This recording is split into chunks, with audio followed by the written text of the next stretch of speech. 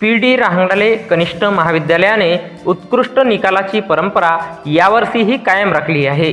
गोरेगाव येथील पी.डी. रहांगडले कनिष्ठ महाविद्यालय गोरेगाव येथील वर्ग 12वीचा निकाल 96% लागला असून विज्ञान शाखेचा निकाल 100% आणि कला शाखेचा निकाल 91.75% लागला असून कला विभागात प्रथम कुमारी अर्पिता जितेंद्र चव्हाण, द्वितीय ईशाबाई श्रीराम तुरकर, तृतीय दीपक राजेश शर्मा तर विज्ञान विभागाचा निकाल 100% लागला असून प्रथम तृप्ती ओमप्रकाश बघेले, द्वितीय चेतना होमराज रहांगडले, तृतीय खोमेश प्रमोद राठोड आणि पृथ्वीराज भोजराज पटले यांनी चौथा क्रमांक पटकाविला आहे।